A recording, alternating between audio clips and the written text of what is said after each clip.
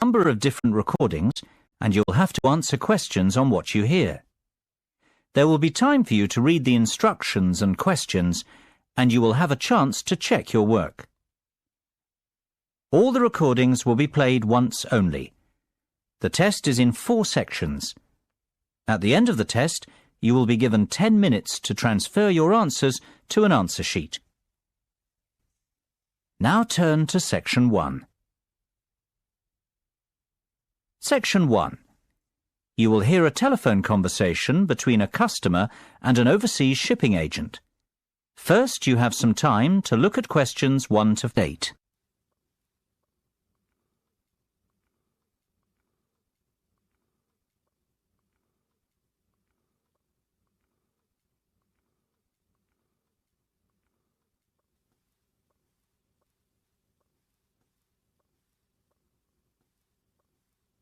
You should answer the questions as you listen, because you will not hear the recording a second time.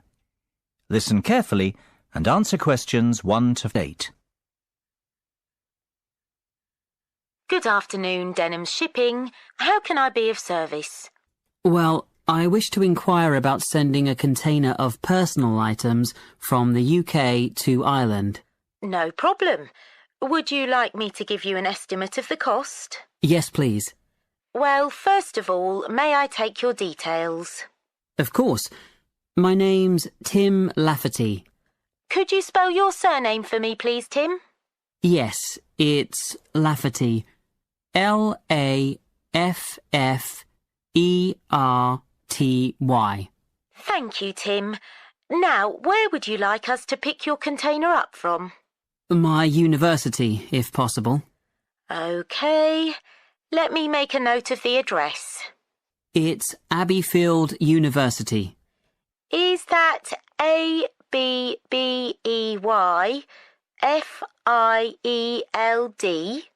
That's right. Park Street, Brighton. Perfect. And may I take down your postcode too? It's BR8 9P3. Great. Thank you, Tim. Have you the container's measurements? I do. It's approximately 2.5 metres long by 1.25 metres wide. I see. Quite a big one then. Indeed. And the height? I make it 1 metre and 20 centimetres deep. So that's 2.5 by 1.25 by 1.2. Right. And what will actually be in the box, Tim? Oh, mostly old uni books. OK. And some music albums. Anything else? Yes, a little bit of stationery. I see. And could you put an estimate on the value of the items? The books are quite valuable. They're worth around £1,800. The music albums, maybe half that, say £900. And you can put the stationery down as £300. Before listening to the rest of the conversation, you have some time to look at questions 9 and 10.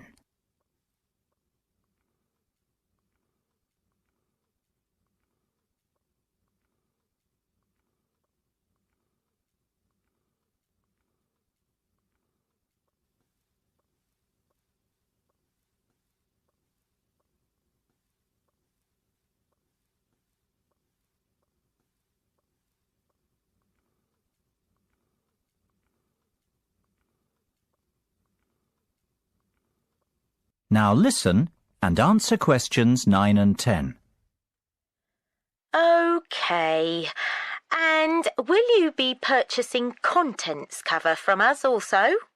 I'm not sure what you mean. Sorry, let me explain.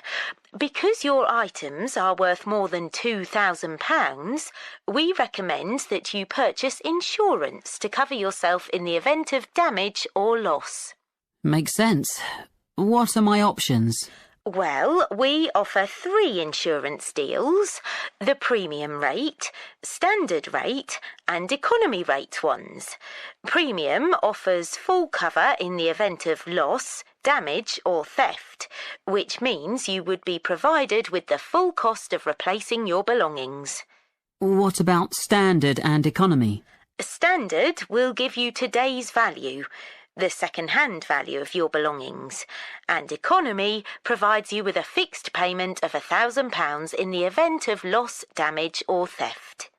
Well, I can afford to live without those books, to be honest, so just give me the cheapest option. We recommend standard cover for all our customers. No, thank you. That won't be necessary. The cheapest option will be fine.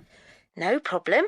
And one last thing, will you be needing delivery at your office, at your house, or do you intend to pick up your container at the port? Home delivery would suit me best, I think. We'll get that process for you. That's the end of section 1. You have half a minute to check your answers.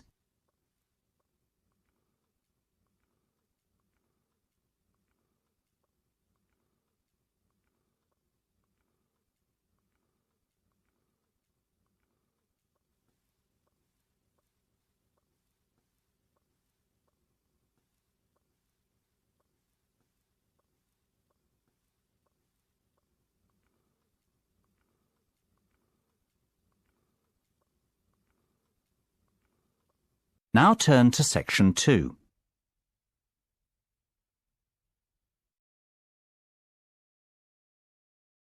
Section 2. You will hear a tour guide talking to her tour group. First, you will have time to look at questions 11 to 15.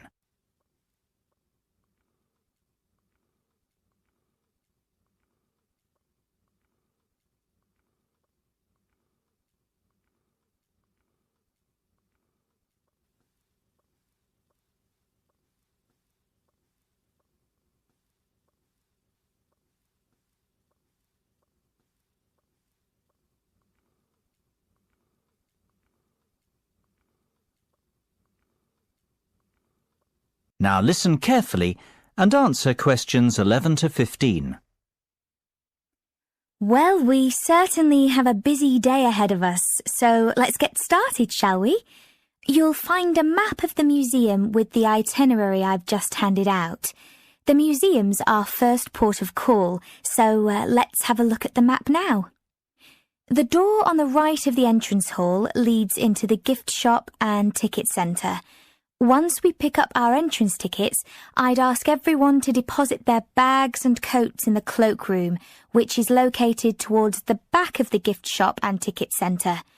If you want to pick up an information leaflet, you can approach the information desk situated along the right-hand side.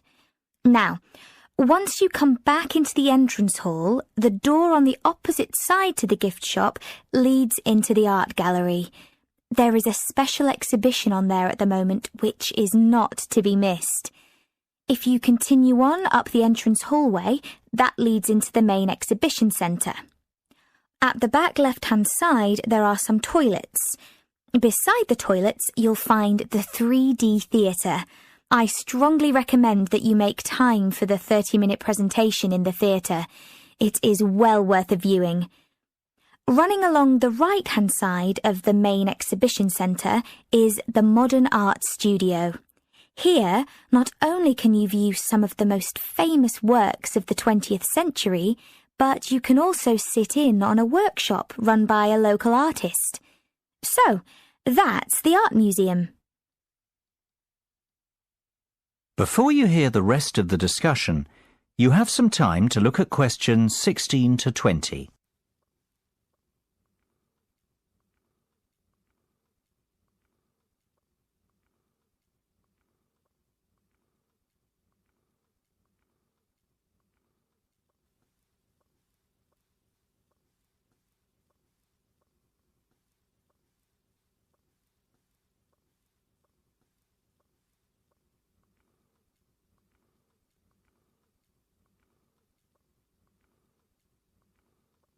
Now listen and answer questions 16 to 20. Next on the itinerary is the aquarium. Depending on how long we spend at the museum, we might have to give this one a miss. It's not what I'd call a highlight of the day, but it would be a shame if we didn't get to see it, as it's en route to the Solheim Country Club, where we're booked in for lunch at 1 o'clock. Originally, we had planned to stop off at the Milltown Winery afterwards, but we've had to scrap that plan. Otherwise, we'd never get to the Zoological Gardens before closing time. We have pre-booked the gardens and must be there by 2:30, so no dilly-dallying please after lunch. Straight back onto the bus. The gardens close at 3:30, so we've an hour there, which should give us ample time to look around. Time allowing, we'll stop off at the famous Stout Brewery after that, if traffic isn't too heavy, and we're in Lincoln before 5. If not, we'll head straight for the National Concert Hall, where you're in for a real treat of an evening, with a performance from the world-renowned cellist, Andrei Borovsky. We have to be in our seats by 6:30 sharp. After that, it's back to the hotel for the night, where a buffet meal will be waiting for us at 8:30, or whenever we get back. That is the end of section 2. You now have half a minute to check your answers.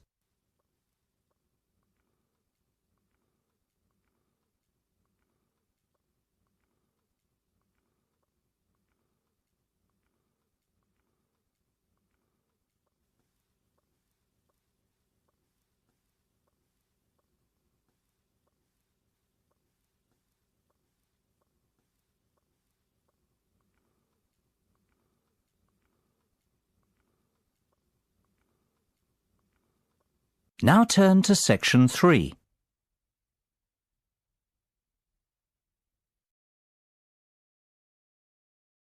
Section 3.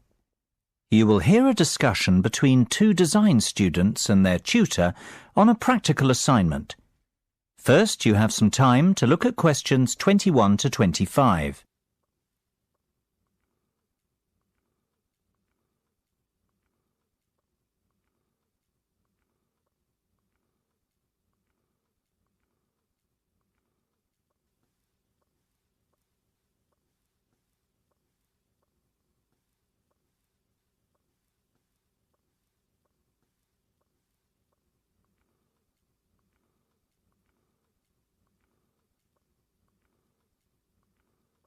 Now listen carefully and answer questions 21 to 25. So, have you chosen a product yet? I think so. We'd like to build a gyroscopic exercise aid. Sounds interesting. Tell me more. Well, we did some research and were amazed to discover the sheer range of applications for gyroscopic technology. Gyroscopes are used in laser and optical devices and can be found in many consumer appliances too. Right. Tell me about this product specifically, though. The aim of the assignment is to create something practical, functional and beneficial for consumers. Justify your decision. Well, we believe we can design and build a cheap and effective muscle-strengthening aid by taking advantage of the inertial forces created by a gyroscope. Yes. What we want to do is design a ball which can be held in the palm. Within the ball, there will be a simple gyroscope. This gyroscope can be set in motion by movement of the lower arm and wrist together in sync. The device will not require any external power source because it will be sustained by the movement of the arm and wrist. This will create considerable resistance and an excellent lower arm strengthening aid. It will be simple to design and cheap to produce, yet extremely effective. This all sounds very good. I'm impressed. Thanks, Mark. We're glad you like it. I think we're really onto something here. Our research has told us there's nothing comparable in the market and that a product like this would have multiple uses. Not only could it be used as an everyday toning and exercise device, it could also be beneficial to people in rehabilitation who have suffered serious lower arm injuries.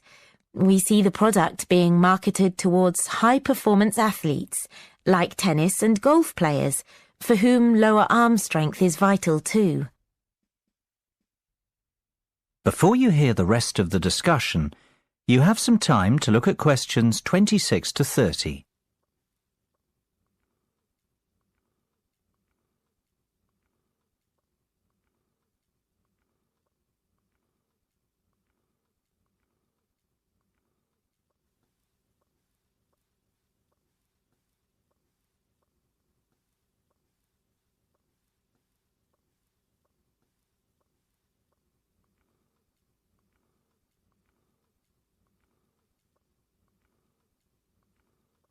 Now listen and answer questions 26 to 30.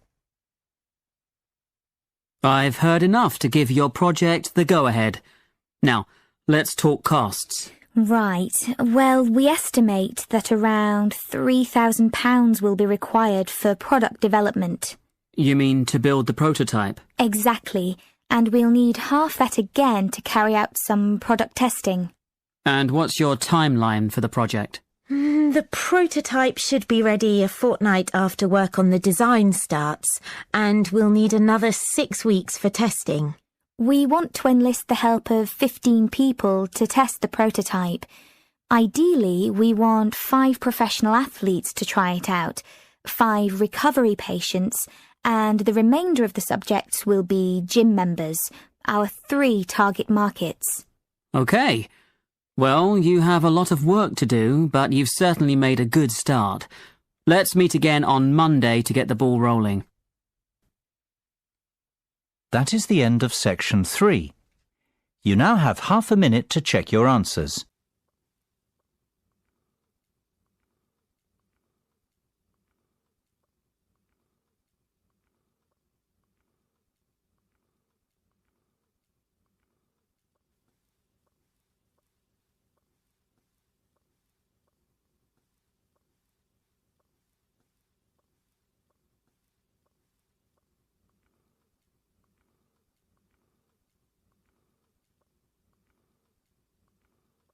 Now turn to section 4.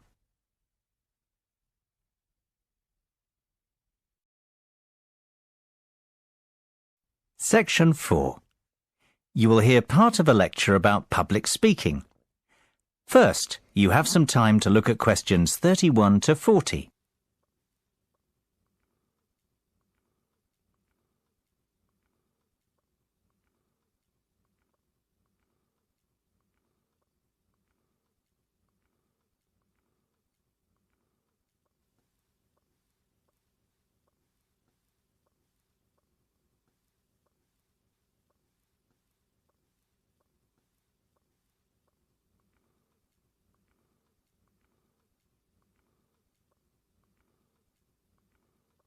Now listen carefully and answer questions 31 to 40. It is only natural to feel somewhat nervous before giving a speech, and while a few nerves never did any harm, and can in fact prove beneficial, letting your nerves overcome you can be detrimental. Today's presentation will focus on ways to control those butterflies and help you to give better presentations in future. First and foremost, you've got to know your material. I can't stress that enough. If you fail to prepare, you might as well prepare to fail. Even the most experienced speakers never turn up unprepared and never try to wing it. Personalize your subject and use humour, anecdotes, and conversational language. This will make it easier for you to remember what you want to say. Secondly, practice, practice, practice. Rehearse well in advance, and preferably out loud, and with all the equipment you plan on using. Practice your timing, when to pause and when to breathe, and prepare for the unexpected. Something always goes wrong, especially when you're relying on technology, so always have a backup plan. Get to know your audience before you have to stand up in front of them. Meet and greet them on the way in, perhaps. It is much easier to talk to a group of friends than a group of strangers. And, just as importantly, know your room as well. Arrive early, pace the speaking area, and practice using the microphone and visual aids. The hardest part is trying to relax. Never rush straight into your speech. Begin slowly and address the audience first. In fact, even before you start, take a few deep breaths. You know, 1 1,000, 2 1,000, 3 1,000. This will turn your nervous energy into enthusiasm. Visualization can be a great confidence booster. Visualize yourself making the speech in the way that you intend. Imagine your voice loud and confident, and picture the audience clapping and rooting for you. Remember, people want you to succeed. The audience wants to hear an interesting and insightful speech.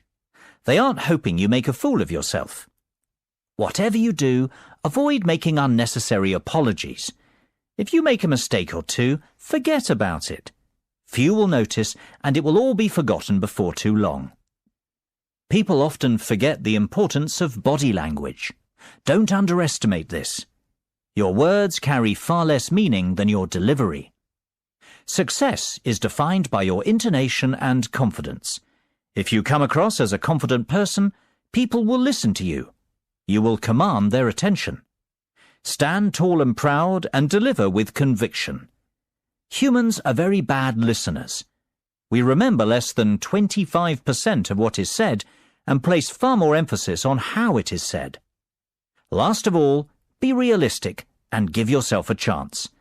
No one becomes the perfect speaker overnight. It takes time to hone your presentation skills. That is the end of section 4.